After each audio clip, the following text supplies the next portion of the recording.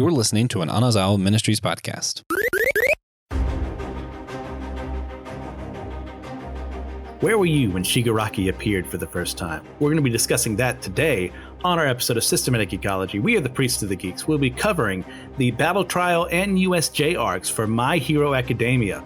I believe this is the third episode we've done. And I have, of course, Christian Ashley, and I am joined by one of the best co-hosts ever available to the world. That's not TJ, but you know what? He's still pretty dang good. Nick, how you doing, Nick? I'm good. If I can even be mentioned in proximity to TJ, I'm feeling pretty solid. That's always real solid, isn't it? It's like, it really is. I could just have a tenth of his power. He's like Shaggy in that way.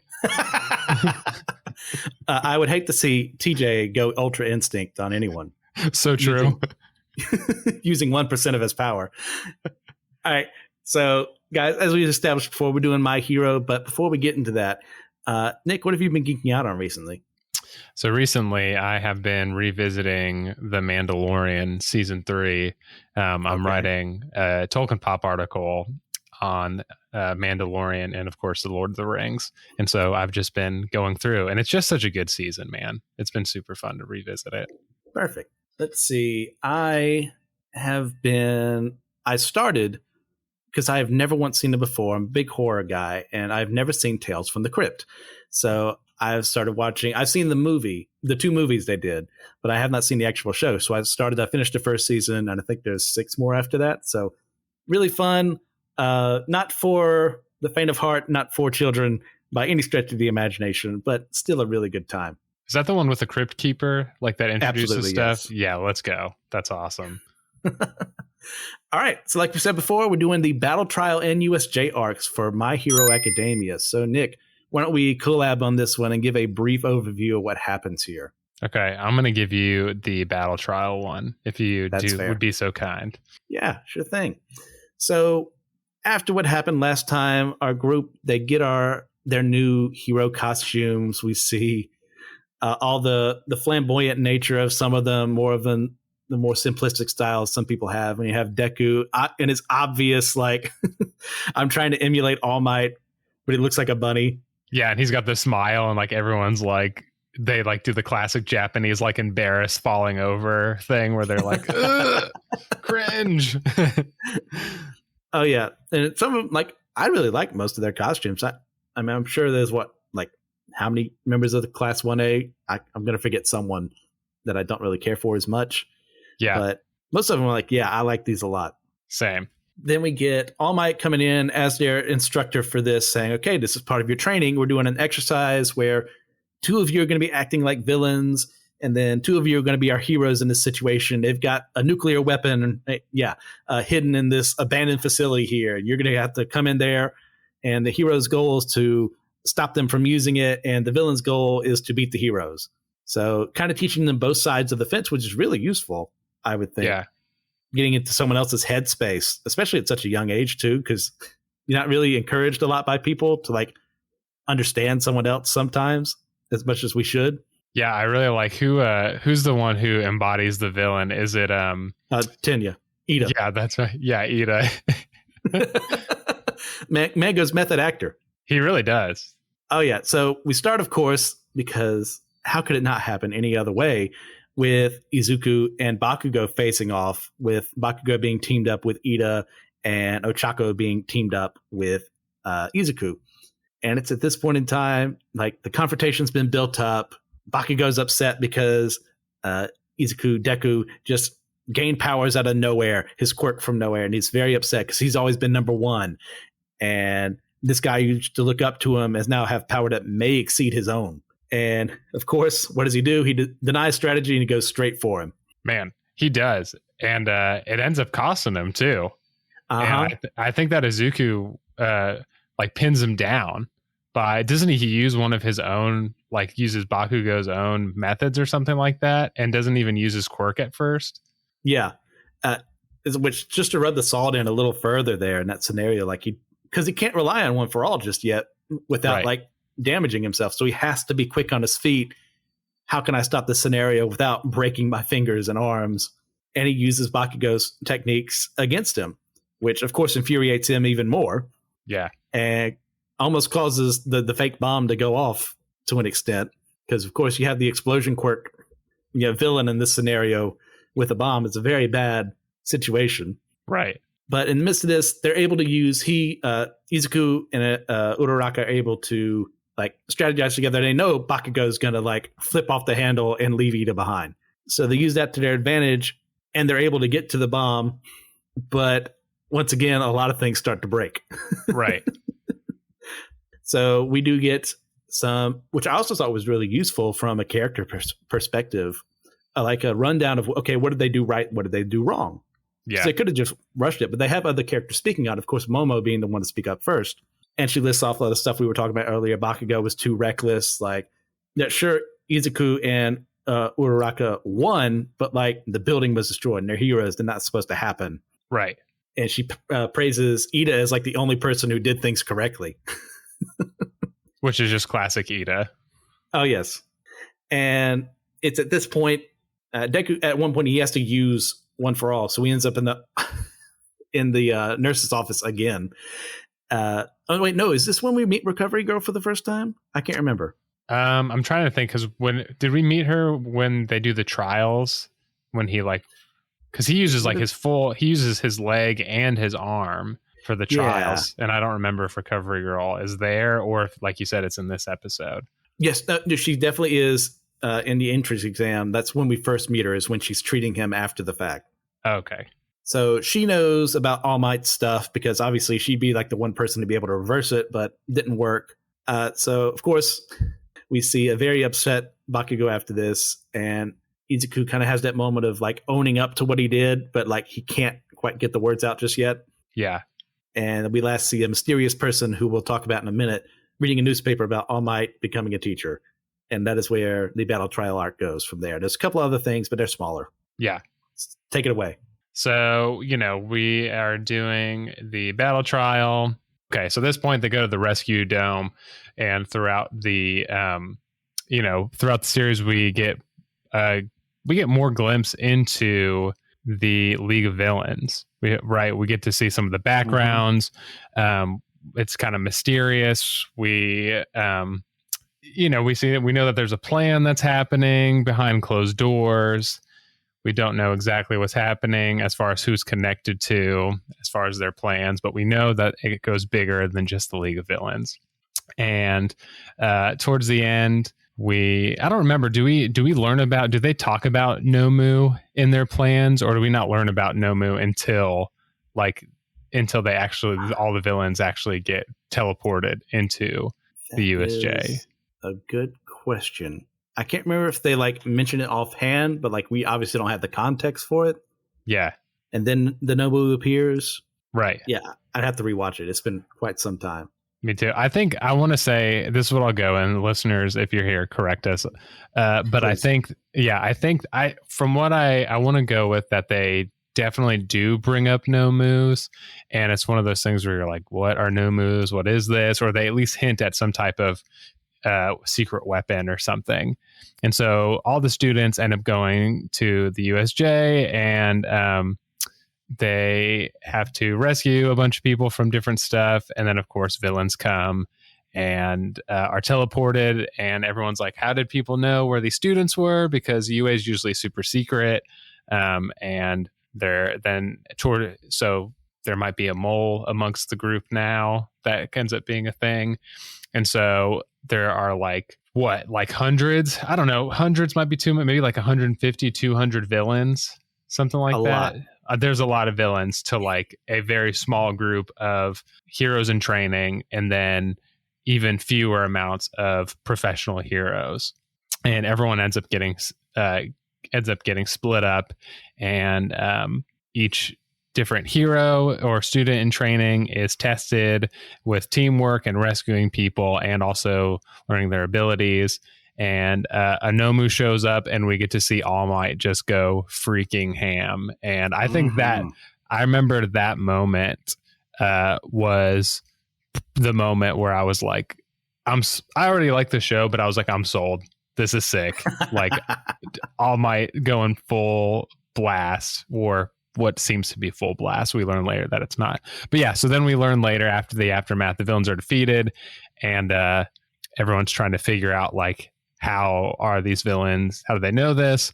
And what is going to happen next with the safety of the students? And then the League of Villains. Who are the League of Villains? Yeah, I think this is a very good setup for them too. And you got to have, with the hero story, you've got to have your villains. Right. And like this attack out of nowhere, like how do they know they were there? This en masse like group collective of, are these people all working together? Or do they just bring a bunch of scrubs to be like, waves upon waves to overwhelm them? And there's actually a few people who actually know why they're here. Yeah. And that mystery building up is like, okay, what's going on here? I mean, especially when the Nomu is brought in, it's like, oh, this is brought specifically for All Might. Right. This someone here has a grudge. Yeah. And so, and because like you said, the waves of villains at first, like these UA students can handle a bunch of them at the same time. So most of the villains are, like you said, just pure scrubs that are just used to waves to distract people, or at least pave the way for the coming of the Nomu to, kill All Might. And of course we get, Eraserhead really shows up here, and Eraserhead Very ends up much being so cool. And I think even Shigaraki says that, where he thinks that he's the Nomu has smashed Mr. Aizawa, and he's like, oh, psych. Eraserhead's way cooler than that. Oh yes, it definitely, like we've gotten to know him a little bit over time. He's this very grumpy guy who is very serious about what he does, but like to actually see him in action against someone he can't possibly beat. Right. And like he does it anyway because the students are in danger. And he holds his own until the Nomu shows up. Against someone who can literally disintegrate you with a touch. Right. And yeah, that earns respect right there. And that's exactly what you mentioned. Shigaraki's like, man, you're pretty dang cool. It's like, well, of course he is. Like, how many other people are willing to do that? And we obviously will get, but that's just Eraserhead throughout the entire series, who just continues to prove himself to be even cooler and more of a hero with each arc. I think that's one of the moments that stands out. I love Eraserhead, and this arc is part of the start of that for sure, as far as like a true love, rather than just he's sarcastic and lazy and kind of fun in that way. Yeah. But yeah, this is as a hero. Yeah, for sure. All right. Well, we've mentioned these two arcs. Is there one you prefer over the other? Both of them are good. Like you said, we get with the battle trials, we get to see like how UA functions. We get to see how All Might is tutoring the students and specifically interacts with Midoriya, and we get to see character development. But my favorite's the USJ, specifically for the ending moments where we get to see the UA actually be thrust into the situation where it's no longer training. This is real, and they don't hold back. And then of course we get to see Eraserhead and All Might in their fullness for the first time. Yeah, both of these are really fun arcs. I like the character studies done in both of them. I think Battle Trial does a little more, but what we get to see in USJ is the other students, like in the midst of the moment, the heat of battle, what can they do? Who are they actually? Yeah. And we get to see, what is it, Momo and Kaminari and Jiro like working together there. We get to see Todoroki solo everyone around him, right? with just his ice powers. Let me see Kirishima and Bakugo like start to become friends, at least on one side at the very beginning, and then later on they become friends. Yes. And then, of course, we knew about Mineta and Tsuyu, but then we actually see them in action working with Deku.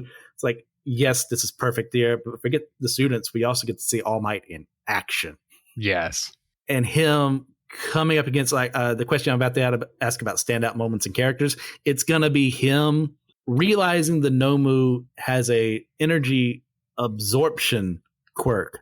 Yeah. Not an energy nullification quirk. There's a big difference between the two. Right. And like, see, he's not just a dumb brute who just smashes things. Like there's a mind in there. There's tactics he uses. Not that we thought he was dumb by any stretch of the imagination, but actually see that happen, to be shown that was a lot better. So I've already said it. Like, are there any standout moments or characters you want to discuss further? I think it is, but I think just to piggyback and just focus on that, All Might, like just getting even more insight to like, there's a reason why he's number one, and has remained number one for as long as he has, basically he became basically the sole protector of Japan, essentially, which is just mind blowing. And in light of revelations that happen later on, like, could you imagine, without spoiling, if he had gained what Deku gets along the way and he was already number one? He'd be like unstoppable. He'd probably be number one hero in the entire world, honestly. Oh, yes. But that also comes at a price, too. Yeah, because, it's true. It's stuff that gets established later on. We get bits and pieces of it at the very start of people depending on him as a symbol of peace rather than doing anything themselves. Because, All Might will just take care of it. And we'll get to that question in a little bit. But yeah, anything else you want to say about that scene? No, what about you?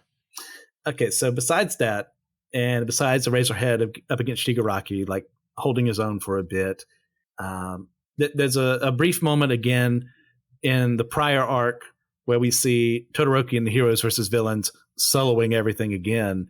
And it starts to build up his character of a very, prideful to an extent, but like, because he's actually able to do what he says. Yeah. And then we get it again in this one of him just taking care of people. Just swiftly, without any resistance on their part. Like, he's a one-man army. It's the building up to what happens in the sports festival relies on scenes like this where, oh my gosh, I can't imagine Deku taking him on one-on-one at this point in time. He's going to lose. He's going to die. Right. Especially, he's still only using half of his quirk. Yeah. So that's super important. I really enjoyed that. Let's see. A bit of a smaller moment. Like right before this, we had the class president, like everyone was voting and they vote for popularity first. And I think it's like Momo and Deku, and Ida's upset, but then he takes charge in an emergency situation. In classical Ida goofy way that actually helps people. And then that earns everyone's respect for him in the class and they vote him to be president instead. I enjoy that. It's a smaller character moment, but well worth it. Well, and like you said, it sets up all the pieces for everybody in the important moments, and even just like Ida and how respectable he really becomes, and the amount of respect that he commands from the rest of his class. Like you said, stems from his goofiness, but then it just develops into something that's just so awesome. Oh, very much so. All right, so let's get into more quality content. And by quality content, I mean sexual harassment. Yeah, I don't want to shirk over this. It's something that bothers me. Is what we mentioned in the overview episode. Like, I don't think any of us really like Mineta that much. Yeah. Okay. So twice here in both of these arcs, and I think there's maybe even 3 times, we see him sexually harassing one of his fellow students. Once in the Battle Trial arc, where he spends his time just leering at Momo's body, which, to be fair, if I was a teenager, I understand. But there's a limit. Right. Yeah. And then the second time when he full-on gropes Suyu during the attack on the USJ.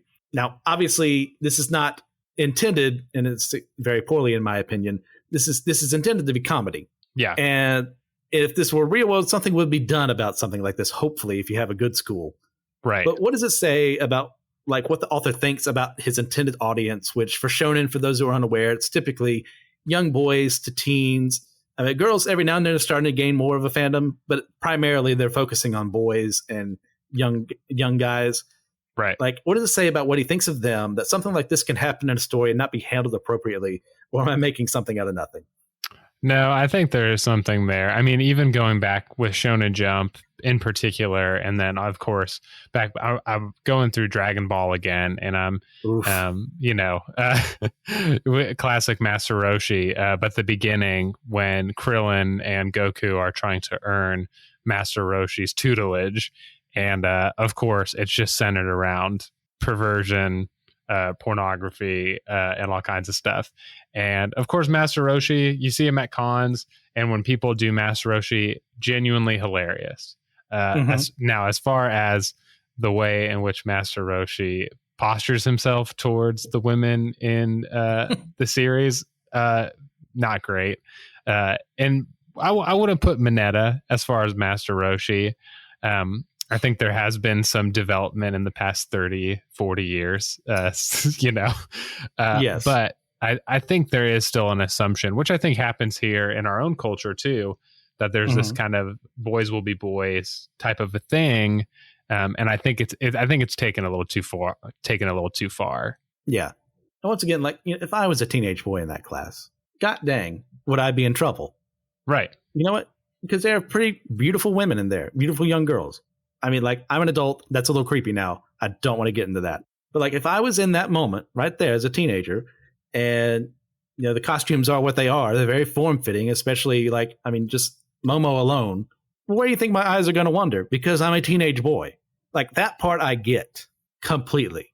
I mean, fan service is one of those things in anime, ecchi, kind of irks me when it's done too much.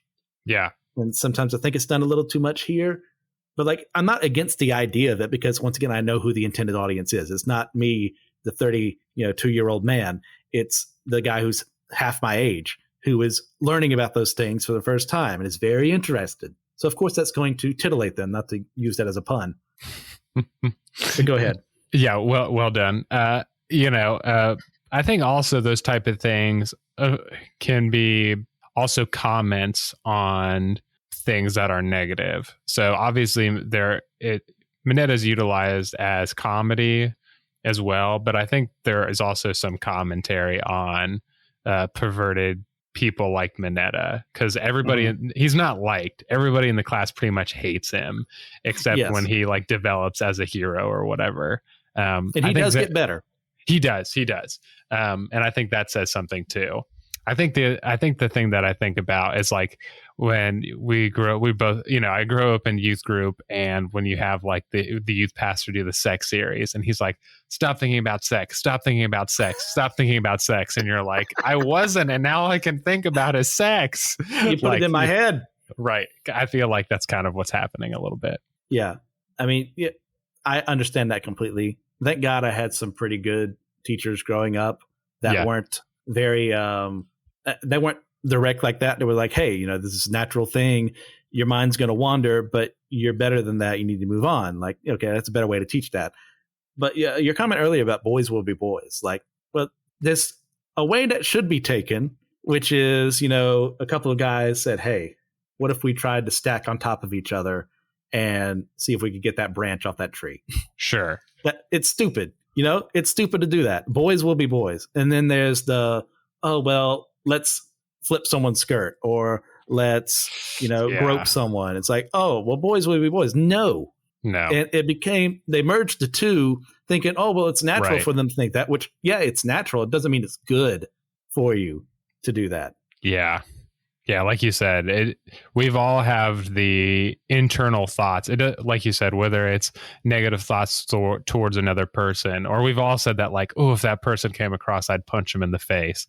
We obviously wouldn't do that, and we don't put punching somebody we don't like into the category of what boys should be like. And like you said, that's your point.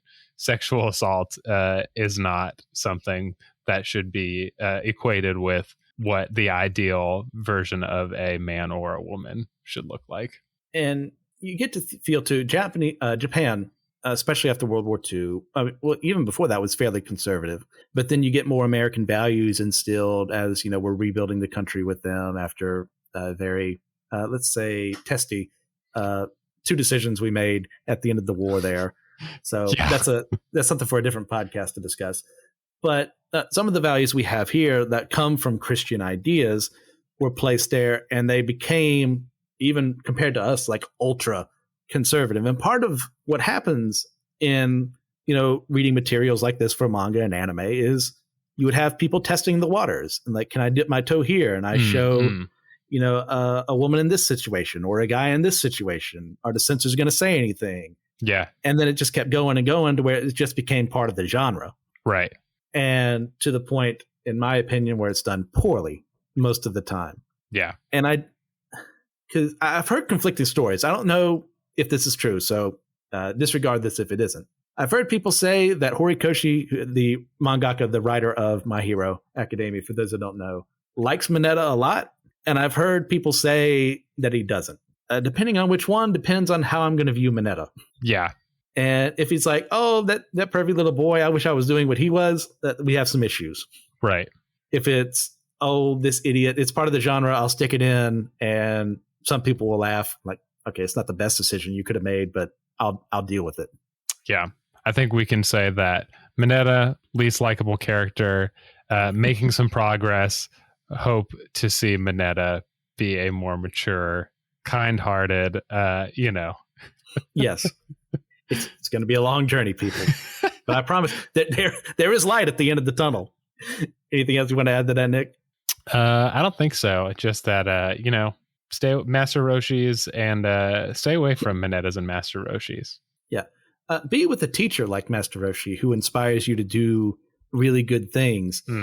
Don't be like the moral character of Master Roshi. Well done. Well done. Yeah. I think we'll drop the mic there.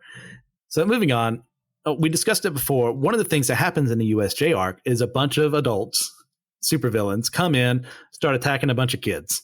So as we learn more about the League of supervillains and all this, it's like part of their stuff is that they want to change society. Yeah. They want people who are weirder and outcasts to be seen as, as normal as everyone else, which noble goal. But what does it say about someone's ideology, like to change things in society, if they're willing to target children, keeping in mind that one day these same children will grow up to be the very heroes they were going to end up fighting anyways?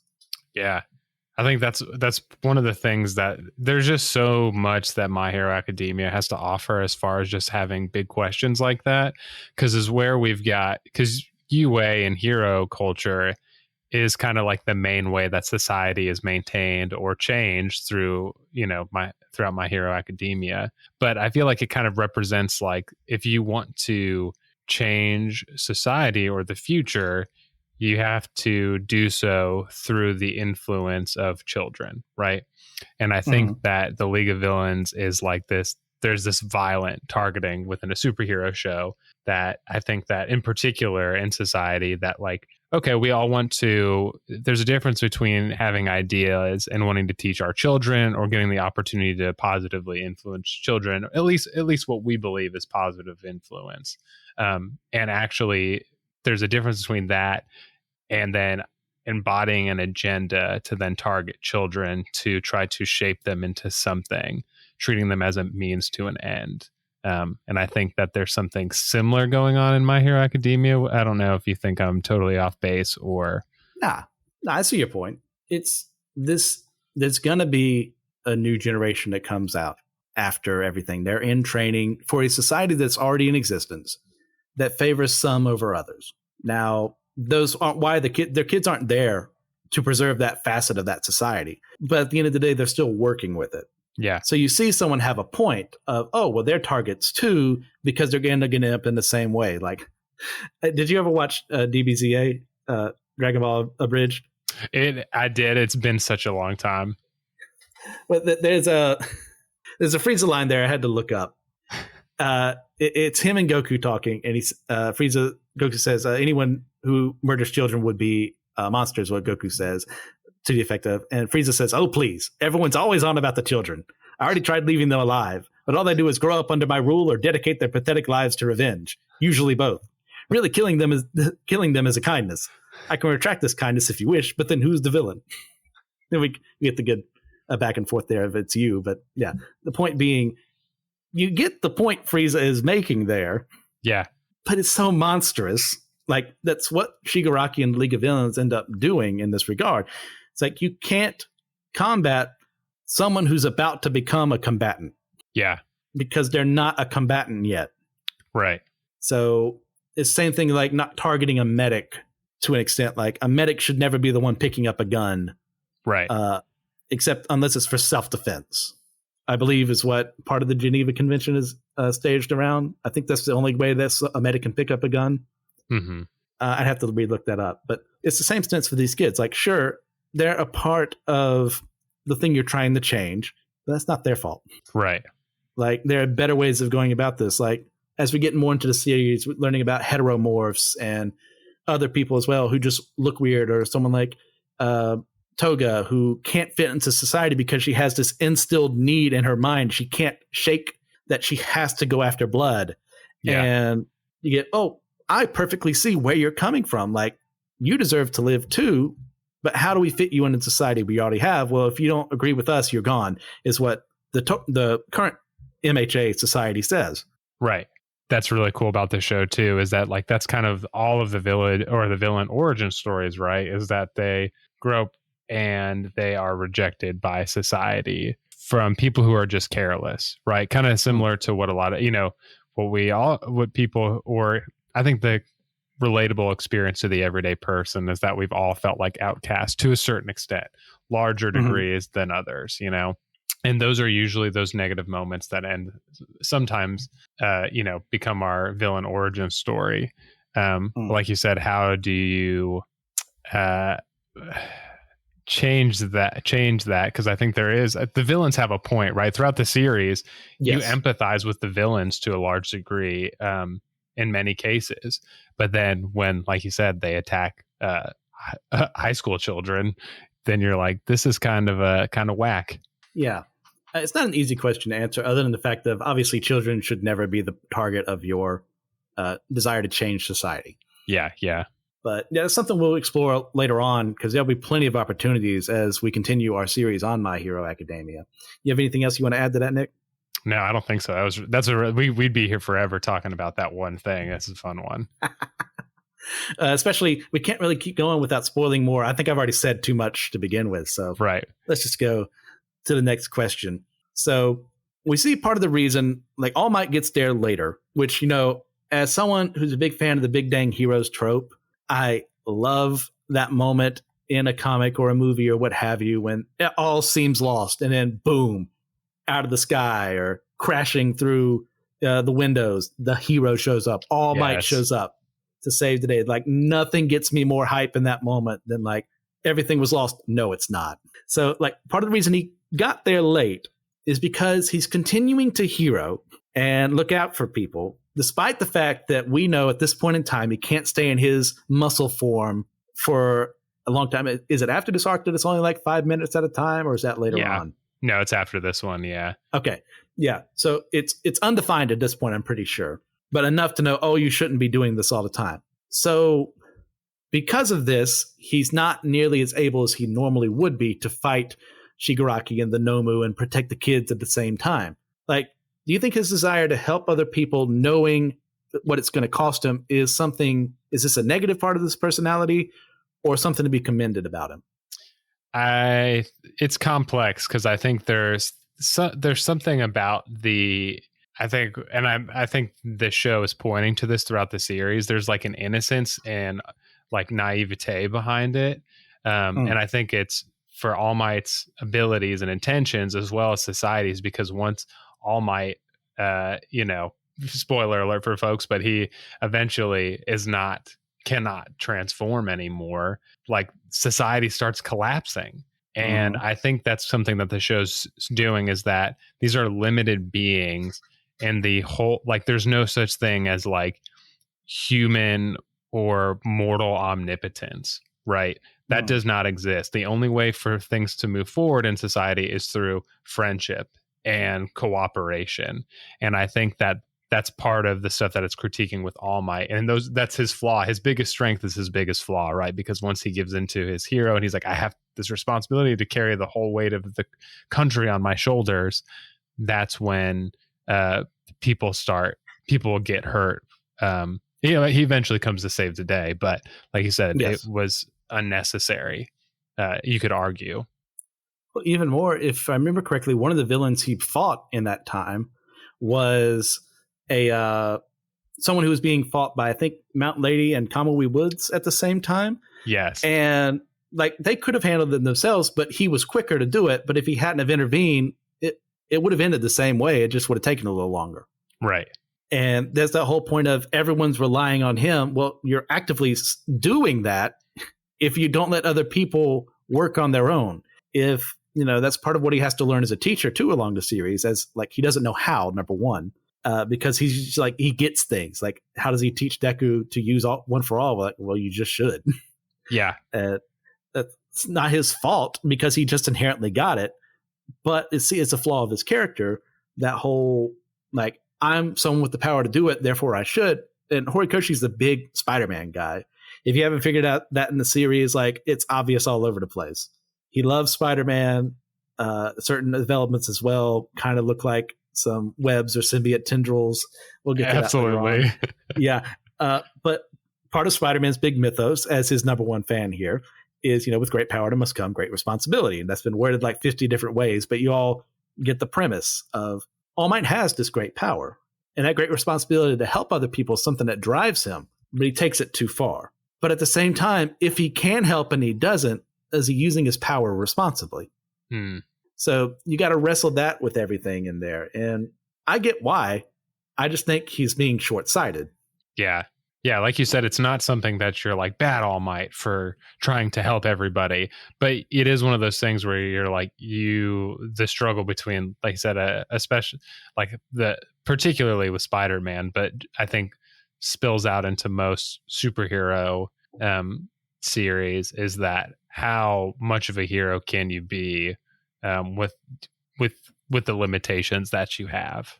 Yeah, I think one of my favorite storylines in Spider-Man, not to get way too off track, is when he gains the power of Captain Universe, which in the Marvel mythos is like one of the greatest power sets you could ever have. And Spider-Man starts doing things like he punches the Hulk in the orbit, and he starts taking down like Magneto and a bunch of villains he has no business beating because he has the powers of the Unipower. And there's a what if issue where he keeps those powers because in the end of the storyline, he loses them after like defeating the Tri-Sentinel. But the what if issue focuses on him losing parts of his humanity along the way because his desires to help people. But we get this point where he and Thor are in Africa, and it's like, okay, Thor, you make water for this, arid region here, and that way people will have land and crops and all this stuff. And Thor's like, no, that's not our job. Yeah. And does that miss that distinction of, well, how far can you go with that great power and responsibility? So good. Because like you said, even with All Might in the future, we get to see some of that reclamation or realization of human aspects. Man, yeah, that's so good, dude. So good. Oh, yeah. All right, anything else you want to add to this part? No, man, I think the Spider-Man point with the Unipower was a great bow. Oh, yeah. I can't remember what if issue that was. It was the second volume. It's what if Spider-Man never lost the powers of Captain Universe or something like that. All right. So in regards to My Hero Academia, the actual point of discussion here, is there anything you want to add about these two arcs? I think just that we get to see the trajectory of each of the heroes in 1A. And obviously that's what the show is centered around. But I almost think that, I don't know the right word for it, but this is kind of the linchpin. I feel like these two arcs into or if you want to say the transition two arcs into from complete novices to heroes, and you really get the meat of it. And I think you talked about like character explorations. Like some people call those episodes slow or something sometimes, or that's filler. And I'm a big DBZ guy, and I've gone through and there's lots. Yeah, you've seen filler. There's some real filler in there, but like there are some really slow arcs that do a lot of character exploration, and that's the moments that come in, the big moments, like you said, when a hero comes and saves the day, especially when you spent that much time with them and seeing where they were before. Like it just makes the payoff so much better, and you can't have the payoff without arcs like the ones that we've talked about. Oh yeah, well, imagine later on, we get Bakugo winding down a bit without having arcs like this where we see him at his worst. Yeah. Like, there's no payoff at the end of the day. It's like, well, you just decided to be good. Right. Or as good as you're going to get. Right. We all know the quick transformations that make things bad. Like, the last season of the Game of Thrones TV series with, that's an easy target. But to Daenerys Targaryen quickly turning evil and psycho, and you're just like, what? But then you also, we've got it here, but then really good ones like Zuko and Avatar, right? His victory and power increase. Burn. Oh, worth it. Yes. Yeah, I just think people just have patience these days. And yeah. That's something we all need to learn to be better at. Yeah. Be like Christian and I, okay? There you go. All right. So there's your lesson for today. Be like Nick and I. Yes. In light of that, though, how would you rate and review these two arcs? You can do them separately or together. Your choice. I think I'll do separate. I think that the battle trial gets a solid 7. Okay. And I think it's just a little slow for me, but in a good ways. And I just talked about how I like those episodes that develop, but I like episodes with payoff more. So with all the moments with Eraserhead and All Might and all of the heroes actually putting like their potential into real life action, I'm going to give it like a 9 for the USJ arc. Yeah, I agree with that. The slow but necessary would be battle trial arc. And I'll give it probably like an 8 for mostly the same reasons of the character exploration and getting some time to understand some of the quirks we have here, having Izuku and Ochako like teaming up together for the first time, really outside of the exam at the beginning. And that was only really briefly. And then him like taking his name for the first time as Deku. Yeah, we'll get to that, I forgot about that. If you would like. And for anyone who wants to go to Captivate or Apple Podcasts and send us a little extra cash, you can hear that question we're going to ask as soon as we're done recording this. But as far as the USJ is concerned, after that shameless plug, I'll give it like maybe a 9.5, probably a 9.5. If I'm being honest, like I love moments like that. Like the rising action is there. Yeah, everything seems hopeless. No, it's not. Your hero shows up, All Might shows up, and even then we have this moment of weakness in him where he's protected by the other teachers from having his secret found out. Yeah. But it's just enough to get things done. Yeah. I'm going to boost my to a 9.5 too. It's that good. It's that good. Good to hear. All right. So guys, thank you for listening to this episode. I can't believe we're going to keep doing this. I gave this idea to Joshua like forever ago as like poking and see. You don't really do this. You just like cover one series and like there's so much that happens in one series. You can't just have one episode on it. Yeah. And yet he said yes to me. And now this is what's happening. And I can't be more happy. So we get to keep doing this. Christian is a podcast god among men. So do you have a recommendation you want to leave to the audience before we start with everything else in a wrap up? You know, I think I'm just going to recommend just because I've kind of been reading and watching and playing some of the same stuff over the past month that I have, and as far as recommendations. But if you haven't read any of the Lord of the Rings, you should go. Highly underrated. Never talked about. Never talked about. Nick has never seen it before now. Never. Yeah, but you never read it. You need to go read it immediately. What's the Silmarillion? He doesn't know. Yeah, I mean, what? I don't know. Excellent choice. I'm going to stick with the superhero theme, and I'm going to pick the first season of Invincible, which was so good. Amazing and well worth it. I still need to read the comics, but the second season is coming out fairly soon, so that's why I'm really putting that down as my recommendation. If you haven't gotten into that yet, it's 8 episodes. Well worth all your times. Superhero action, a deconstruction of the franchise while also being a reconstruction at the same time. Yes. Not being needlessly depressing as something like The Boys, in my opinion. Yeah. But that's that. I'll keep that away. I won't be on The Boys episode anytime soon. I'll put it that way. So guys, thanks for listening. I had a fun time doing this. We're going to keep doing it, bringing some more My Hero your way at least once a month from what I understand. If you have a chance, leave us a 5-star review on your podcasting platform of choice. Head over to our YouTube page and subscribe. We've got some really fun videos out there. We've got our Drinks with Tejas. We've got our What's New episodes. We've got the Friday Night Frights I just did on the Loch Ness Monster, and the Wednesday Night Weeaboo about the anime I've been watching for this current season. I'm about to do that on Wednesday. It's a ton of fun. But please remember, before all this, we're all a chosen people, a geekdom of priests.